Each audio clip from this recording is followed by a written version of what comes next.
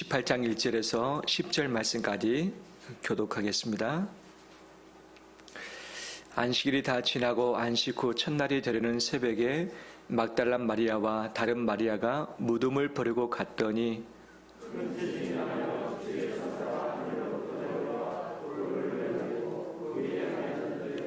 그 형상이 번개 같고 그 옷은 눈같이 희건을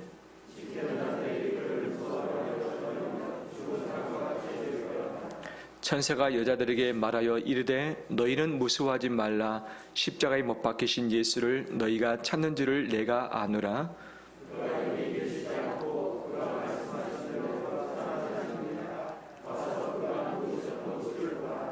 또 빨리 가서 그의 제자들에게 이르되 그가 죽은 자 가운데서 살아나셨고 너희보다 먼저 갈릴리로 가시나니 거기서 너희가 배우리라 하라.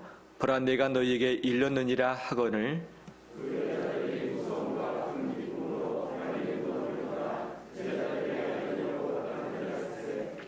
예수께서 그들을 만나 이르시되 평안하냐 하시거늘 여자들이 나아가 그 발을 붙잡고 경배하니 이에 예수께서 이르시되 무수하지 말라.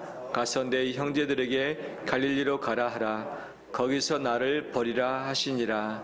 아멘. 예수 그리스도 부활하셨습니다. 아멘. 서로에게 고백할까요? 주님 부활하셨습니다.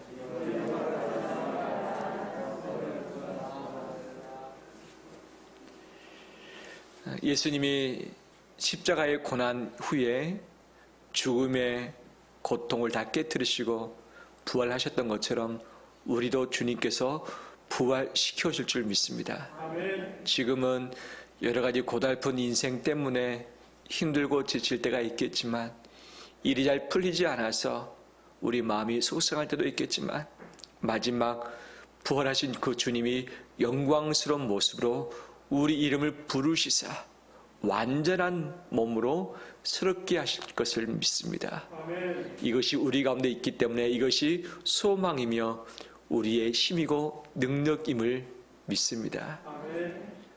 오늘 본문에 예수님의 부활하신 것을 가장 처음 발견한 여인들이 나오고 있습니다. 막달라 마리아와 다른 마리아라고 소개가 되어지고 있죠. 부활하신 주님을 가장 먼저 본다는 것이 얼마나 영광스럽습니까? 그런데 베드로 또 다른 11 제자에게 먼저 보이지 않으시고 이 막달라 마리아와 다른 마리아에게 부활하신 예수님이 처음 나타나신 것이죠. 그 영광스러운 모습을 보면서 그 발 아래 엎드려 그 발을 부둥켜 주님을 경배를 했죠. 주님이 뭐라 말씀하십니까? 무수하지 말라. 무수하지 말라. 너희가 제자들에게 가서 갈릴리에서 만나자고 해라 라고 말씀을 하시는 것이죠. 이 여인들이 누구였길래 주님이 이들에게 부활의 첫 모습을 보이셨고 또 이 여인들이 부활하신 예수 그리스도를 처음으로 전파한 증인이 되었던 것이죠. 오늘 본문에서는 2명이 나옵니다. 막달라 마리아, 다른 마리아. 그런데 이 마태의 복음뿐만 아니라 마가, 누가, 요한복음에서 이 부활의 사실을 다 기록하고 있는데 다 종합해 보면 어떤 곳은 막달라 마리아만 언급된 곳도 있고 또 어떤 곳은 4명의 여인이 언급된 것도 있지요. 이 여인들이 누구인가? 바로 막달라 마리아, 다른 마리아는 다름 아니라 야고보의 어머니 마리아. 예수님의 제자 중에 야고보라는 이름을 가진 자는 2명이었습니다. 요한과 야고보의 어머니가 있었고 작은 야고보의 어머니가 있었죠. 작은 야고보가 있었죠. 그 어머니의 이름이 마리아였던 것이죠. 또 세 번째 여인이 누구냐? 바로 살로메라고 이야기하고 있습니다. 살로메는 요한과 야고보의 어머니라고 할 수 있죠. 바로 그 여인. 네 번째 여인이 요한나 여인이었습니다. 헤롯 안티바스의 청지기 구스의 아내였는데 이 여인들과 함께 바로 다녔었고 주님을 섬겼던 자로 보게 되었습니다. 근데 이 여인들이 안식 후 첫날 주일에 왜 무덤에 가까이 갔는가? 그들이 준비한 것이 무엇이었습니까? 향품을 준비했죠. 시신에게 아주 냄새 나는, 좋은 냄새 나는 바로 이것을 발라드리기 위해서 준비를 해뒀다가 안식일에는 일하면 되지 않으니까, 안식일에 특히 시신을 만지면 안 되니까 안식 후 첫날 무덤에 와서 예수님의 시신에 이것을 발라드리길 원했던 것이죠. 그런데 와서 보니까 주님을 찾을 수 없습니다. 무덤에 막혀졌던 굴의 그 바위는 치워져 있었습니다. 예수님도 찾아볼 수 없었던 거죠. 대신 천사를 만났습니다. 천사가 묻습니다. 너희가 이곳에서 예수를 찾고 있느냐? 내가 알고 있다. 그런데 왜 예수를 이곳에서, 여기에서 찾고 있느냐? 예수는 벌써 살아나셨다. 그가 말씀하신 대로 갈릴리로 가신다고 했는데 너희가 그곳에서 예수 그리스도를 배울 것이다 라고 이야기를 하고 있는 것이죠.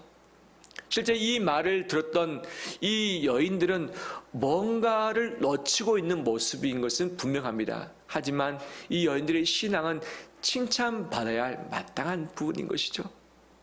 달을 장례 때문에 죽음 이후에 제자들은 슬픈 가운데 있었지만 이 여인들은 그래도 행동했었죠. 자기들의 돈을 가지고서 향품을 샀습니다. 아직 해가 뜨기 전에 무덤으로 달려갔습니다. 그 다음에 예수님을 죽었지만 섬기려는 마음이 그들에게 있었던 것이죠. 이곳에서 나오느냐? 아니죠. 이 여인들의 모습이 마태복음 27장에서 나오죠.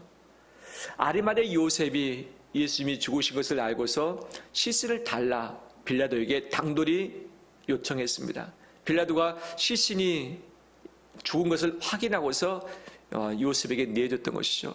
요셉이 예수님의 시신을 가지고 장례를 치렀습니다.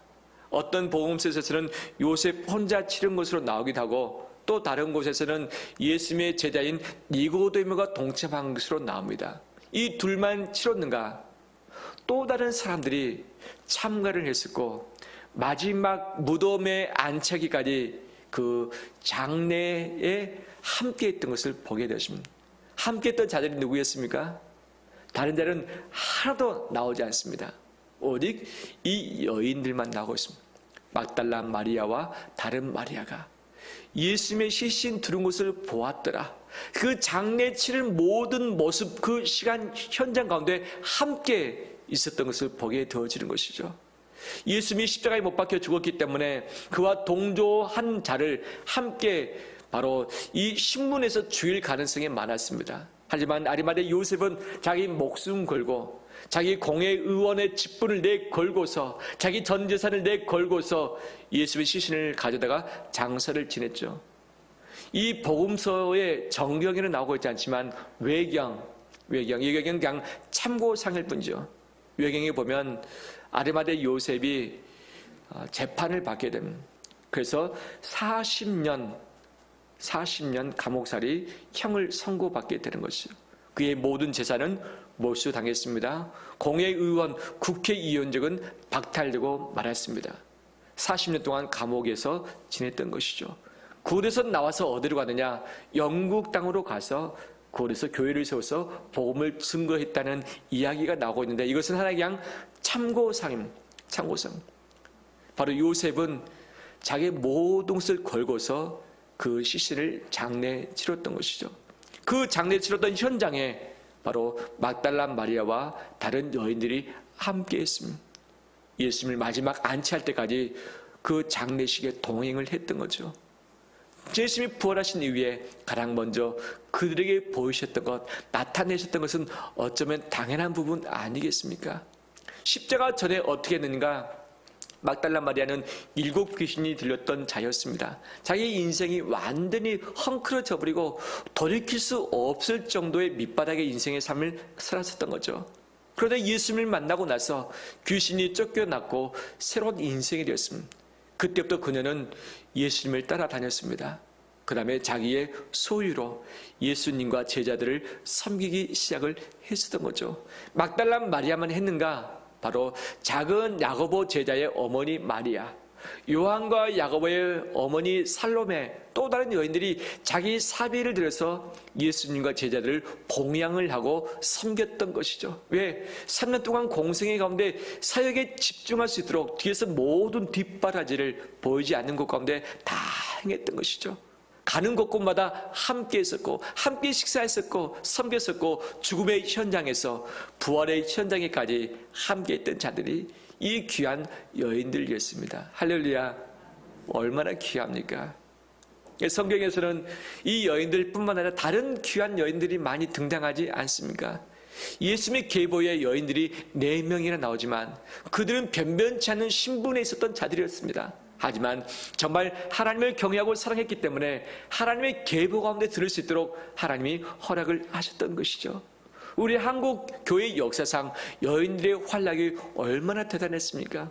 어떻게 보면 남자보다 훨씬 더 좋은 믿음과 열정 가지고 주님과 교회를 섬겼던 것들을 보게 되어집니다. 주님의 길 교회도 마찬가지입니까? 아멘. 그렇죠.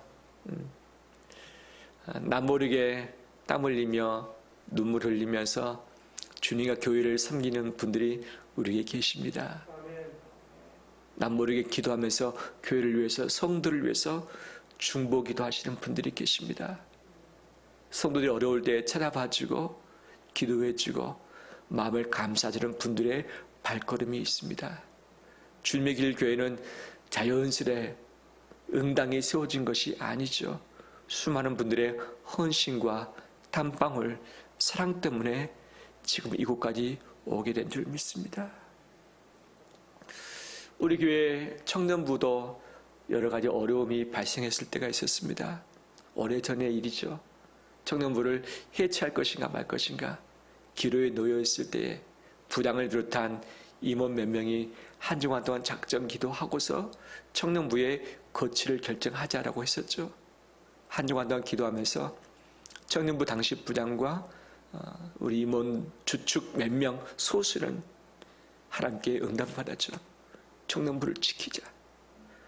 그때부터 그 신령들이 헌신해서 청년부를 지켜나왔던 거죠. 그 열매가 오늘에 이르고 있는 줄 믿습니다. 비단 청년부 부분뿐입니까?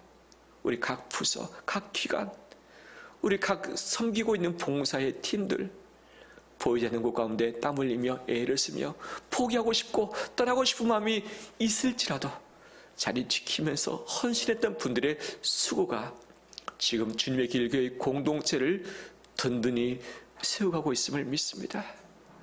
이 귀한 공동체 모습, 헌신의 모습이 주님 오실 때까지 우리의 귀한 거룩한 삶 되길 주의 이름으로 축원합니다.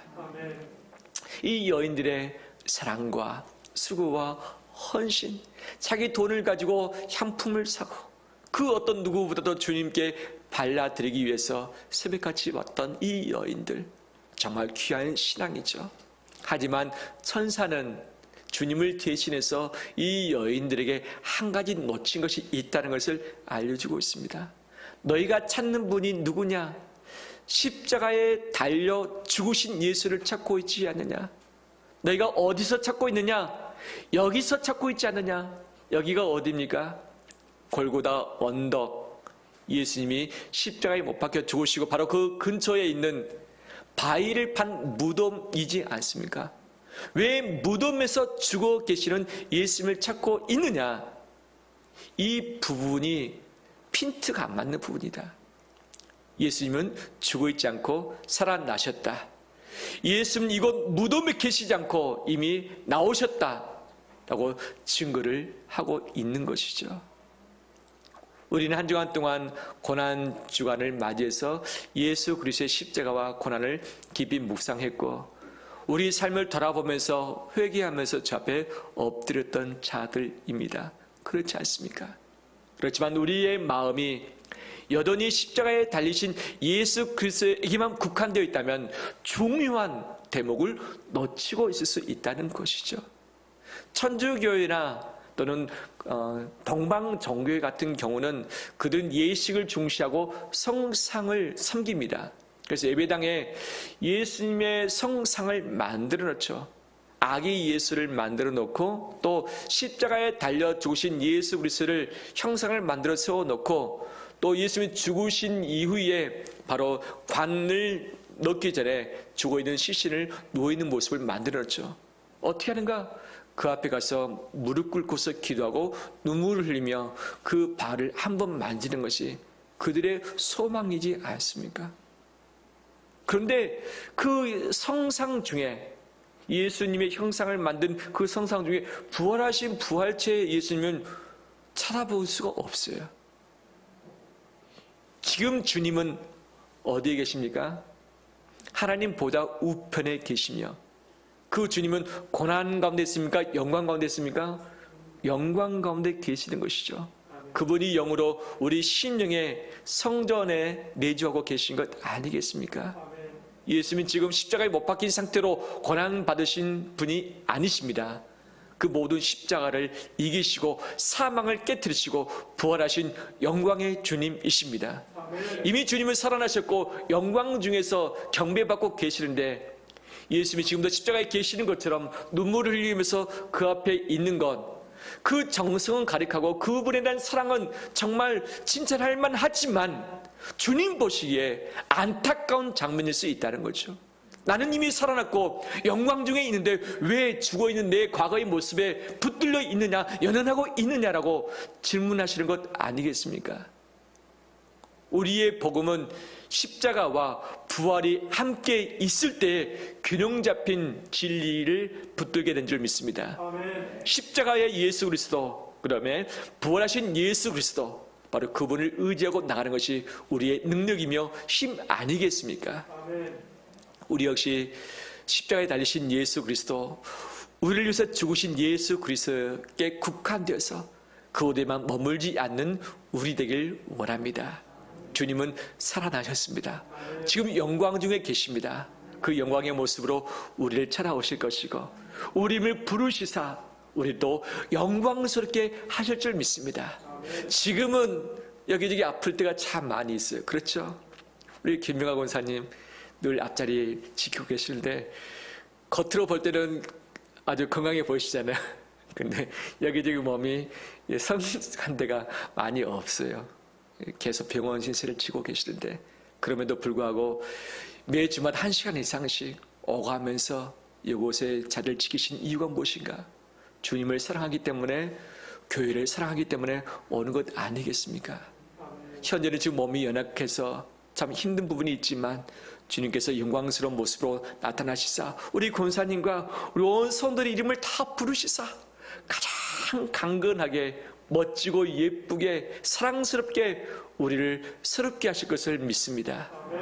이것이 부활의 소망인 것이죠. 이것을 기대할 때에 우리 가운데 힘과 능력이 있는 것 아니겠어요? 내일을 바라볼 때 어떤 마음이 듭니까?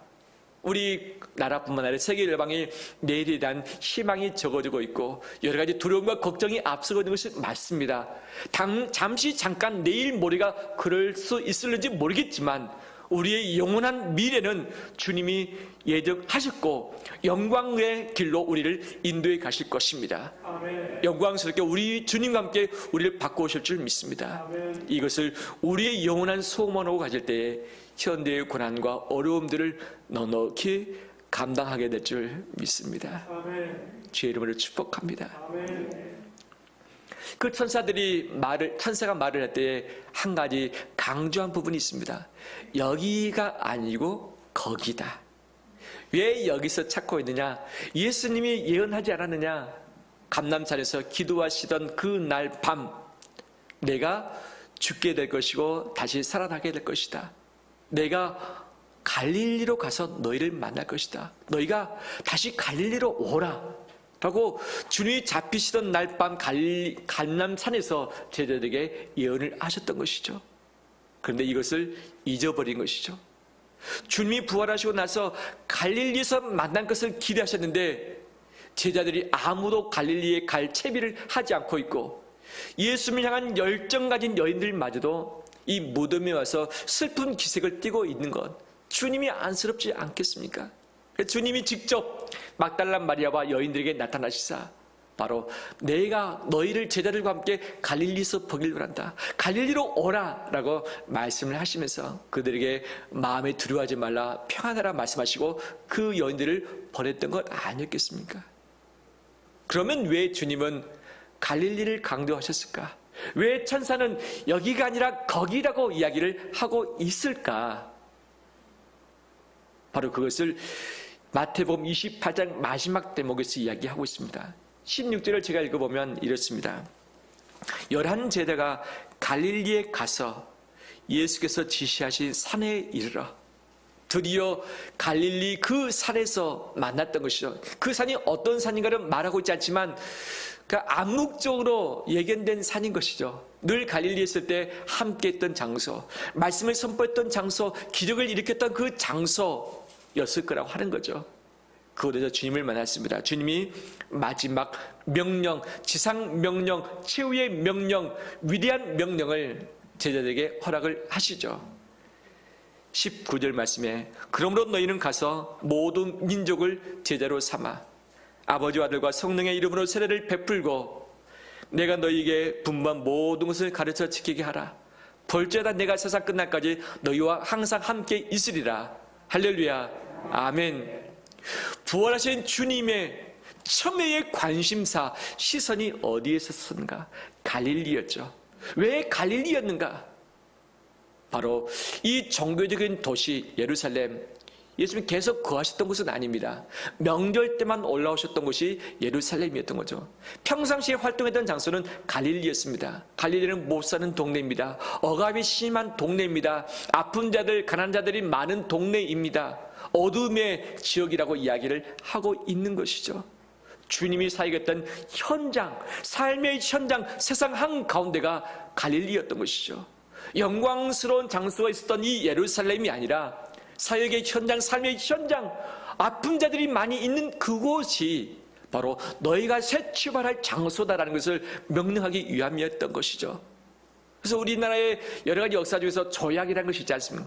조약 그 날짜와 그 장소가 중요한데 예수님이 제자들과 새로운 명령을 주시면서 마치 조약을 맺으신 것처럼 하셨는데 그 장소가 갈릴리 그 산이었다는 것이죠. 갈릴리의 의미가 있었던 것입니다. 삶의 현장 한가운데서 너희가 새로운 출발을 하라.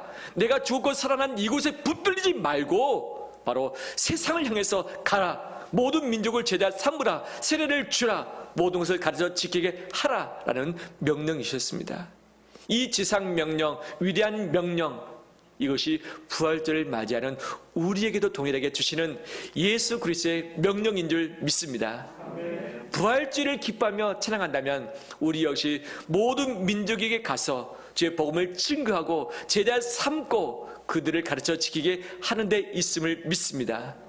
다른 사람을 제자 삼는 것뿐만 아니라 내가 주님 오실 때까지 제자 되는 것, 말씀으로 교육받고 그 말씀대로 살아내는 것, 세례를 내가 받고 세례를 베풀 수 있도록 사람들 전도하는 것, 이것이 주님이 오늘날에도 우리에게 요청하시는 마음인 줄 믿습니다.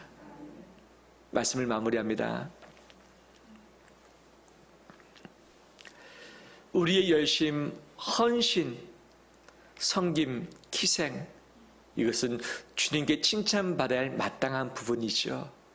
그렇지만 부활하신 주님을 외면한 채, 놓친 채 이것에 집중한다면 우리는 정말 소중한 것을 놓치고 있는 것이죠.